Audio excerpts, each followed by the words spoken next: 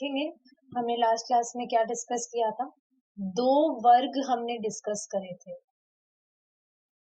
मानव समाज में ये दो वर्ग सदा से पाए जाते हैं। कौन से दो वर्ग? देव और दानव। देव हमने देखा था कौन होते हैं, जो परमेश्वर की भक्ति करते हैं और स्वयं ईश्वर जैसे बन जाते हैं। इसकी व्याख्या करी थी हमने, इसका मतलब क्या होता है। अब हम आगे बढ़ेंगे। देखिए, जिस प्रकार चार प्रकार के दुष्ट जन होते हैं, चार तरह के हमने कैटेगरी डिस्कस करी थी कि कौन से चार तरह के व्यक्ति हैं जो भगवान की शरण में नहीं आते, जो कभी कृष्ण की शरण नहीं लेते। उसी प्रकार चार प्रकार के भाग्यवान जन होते हैं जो उनकी पूजा करते हैं। देखिए, भाग्यवान क्यों कहा जा रहा है? जो भगवान की पूजा करते हैं,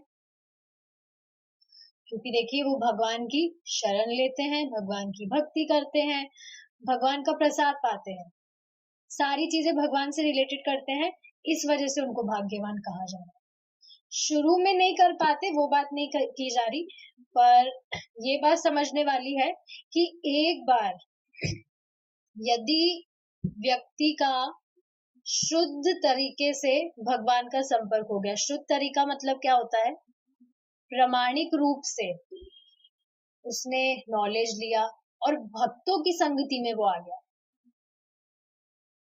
तो फिर क्या होगा? वो भगवान की शरण ले लेगा। ये चीज यहाँ बोली जाए। उनको आगे के श्लोक में चार श्रेणियों में विभाजित किया गया। अब वो भाग्यवान जन कौन है देखेंगे।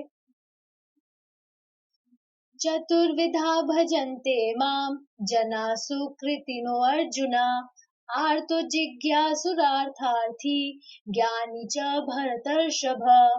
हे भरत श्रेष्ठ अर्जुन, चार प्रकार के सुकृति जन मुझको भजते हैं।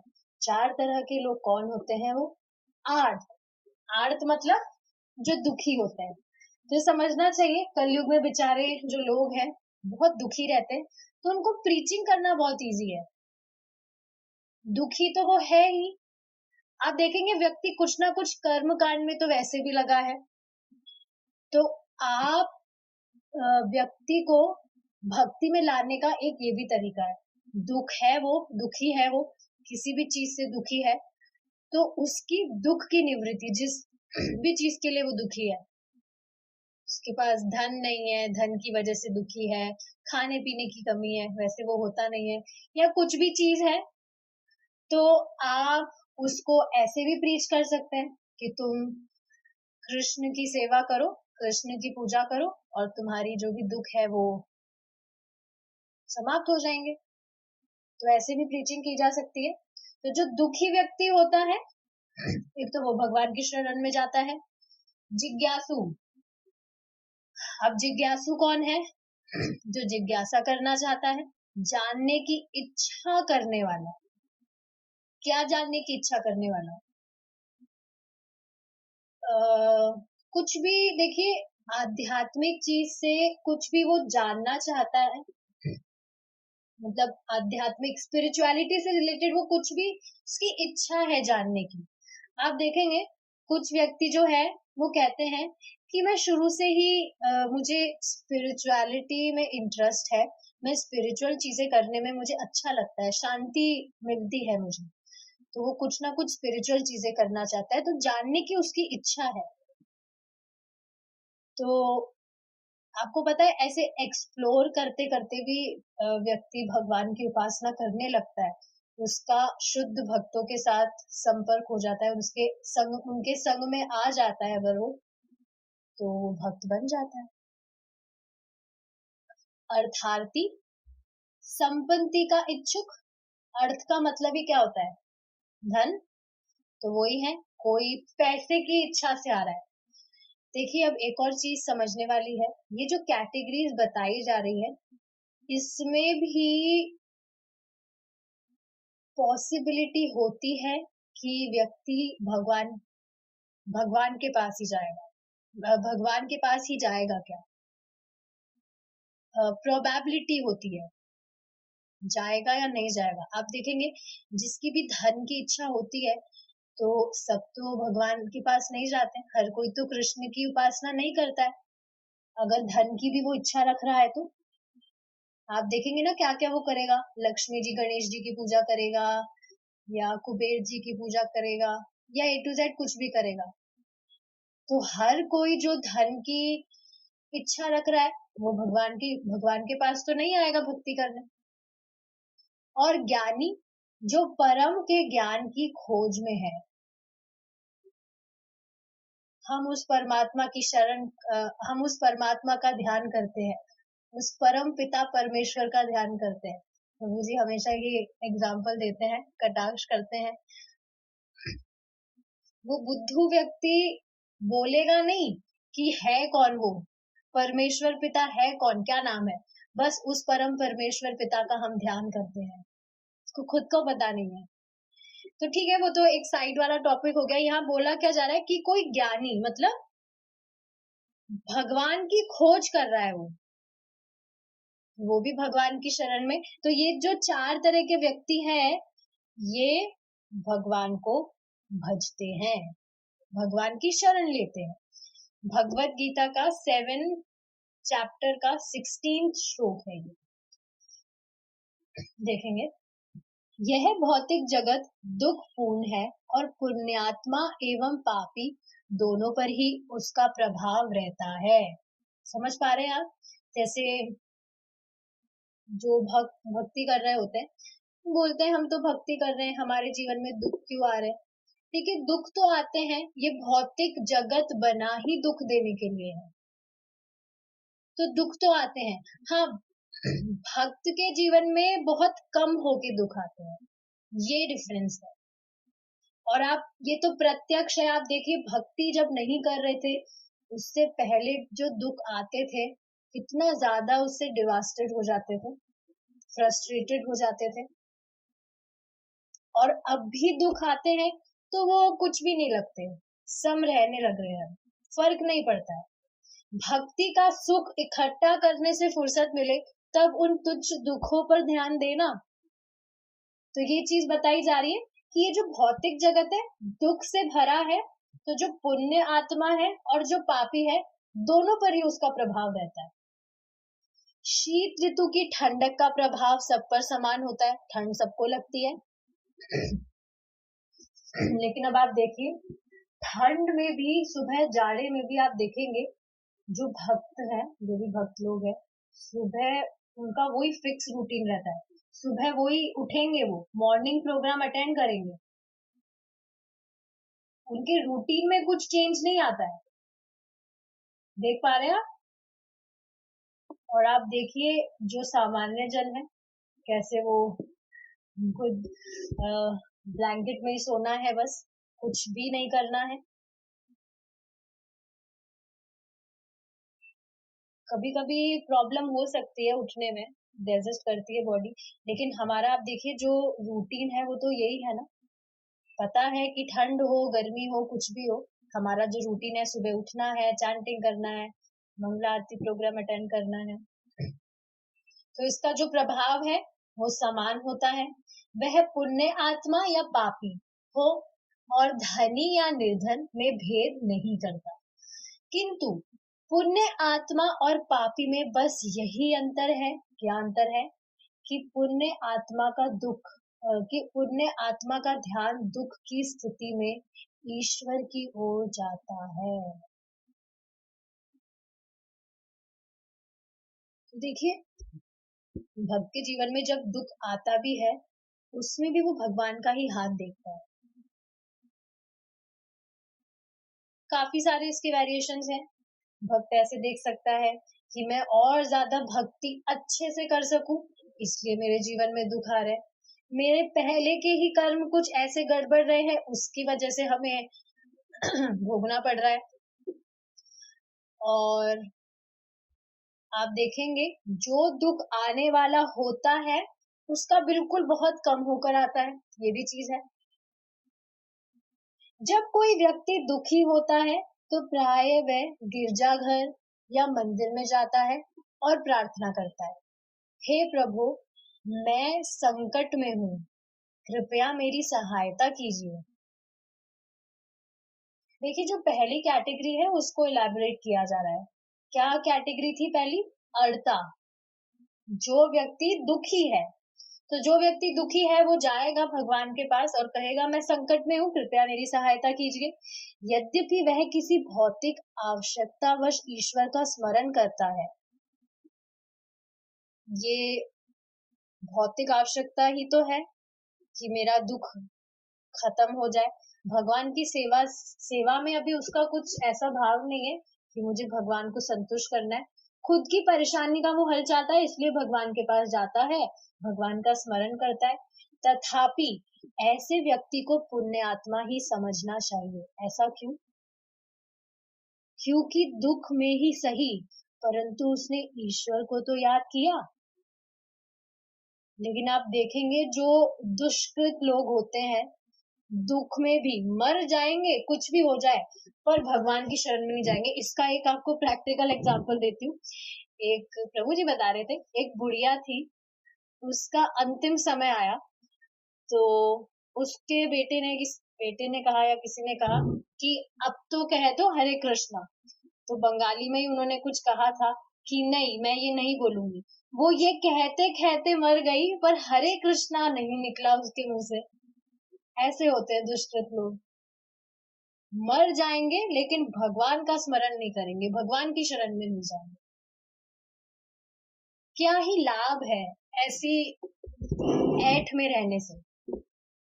भगवान से कंपटीशन करके व्यक्ति जीत भी तो नहीं सकता है, क्योंकि समझ नहीं रहा है भगवान है क्या। क्या डेफिनेशन है भगवान की? जो सर्व शक्तिशाली है, उनके परे तो दूर की बात है, उनके कोई समान भी नहीं हो सकता। समझता नहीं है तभी तो द्वेष करता है, शरण नहीं लेता उनकी।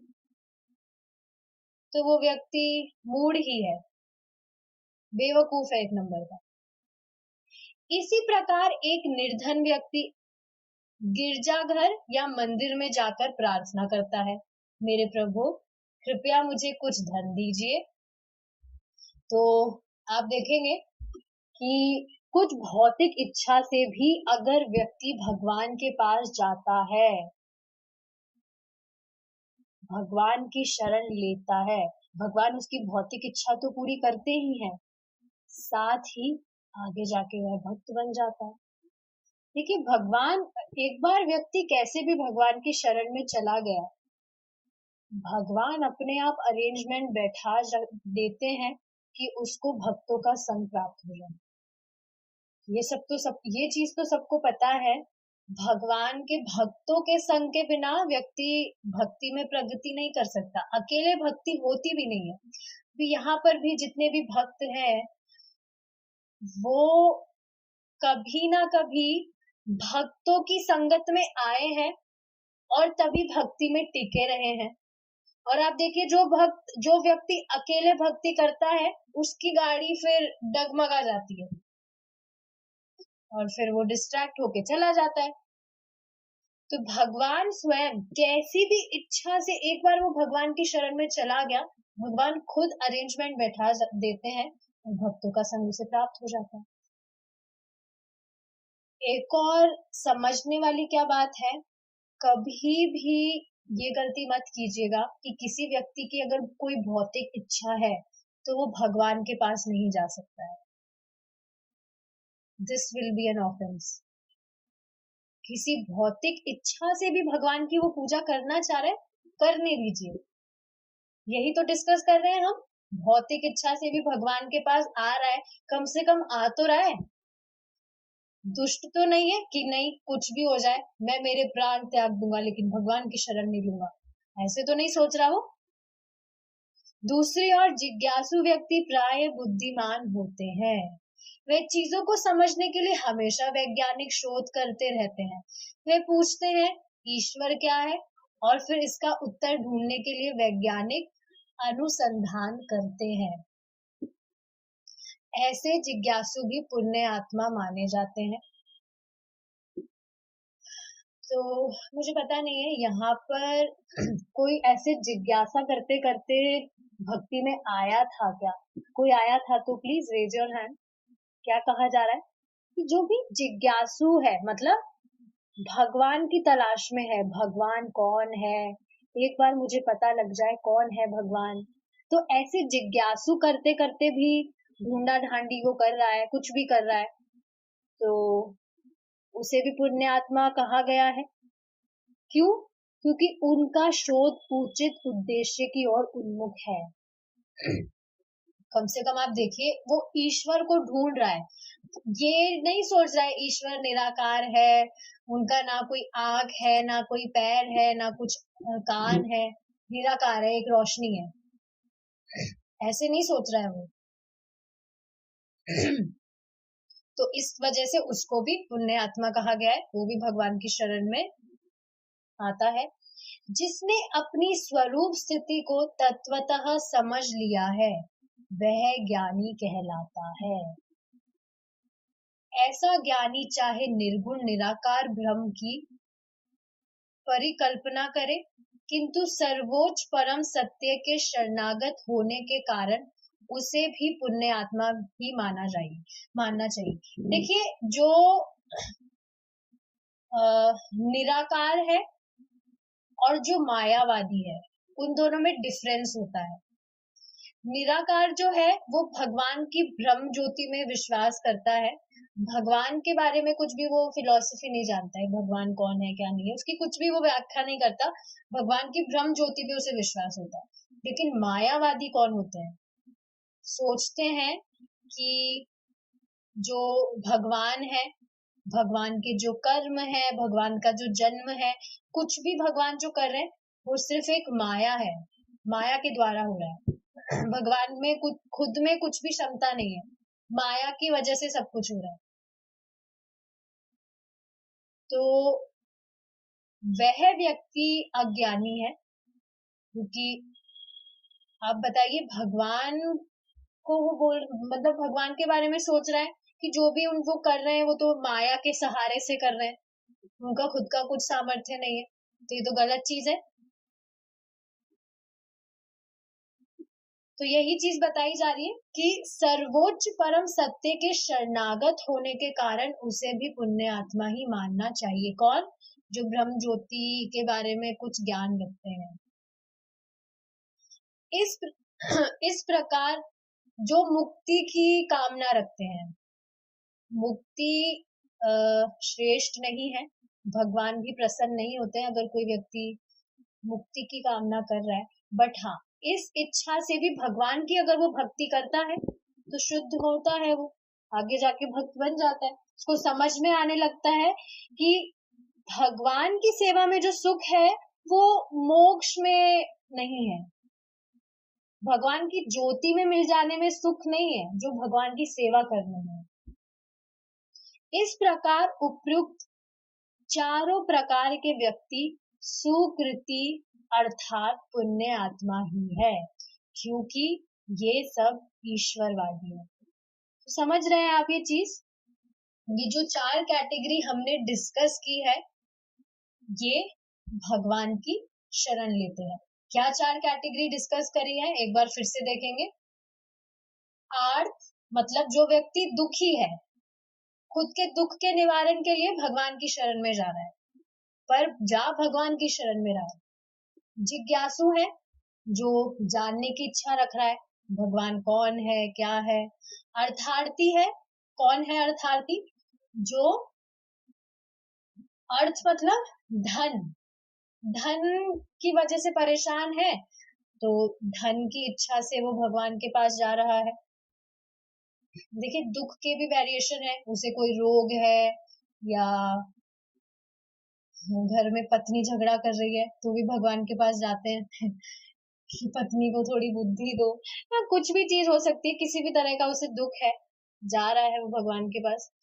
अर्थार्थी जो धन की इच्छा से जा रहा है, और ज्ञानी मतलब जो ज्ञान की खोज कर रहा है। परम पिता कौन है? कृष्णा कौन परमेश्वर कौन है? वो ये ईश्वर की खोज कर रहा है। तो ये चीज है। आगे हम नहीं बढ़ेंगे क्योंकि हमारा टाइम हो गया है। किसी का कुछ क्वेश्चन है तो प्लीज पूछ सकते हैं, अदरवाइज वी विल स्टॉप।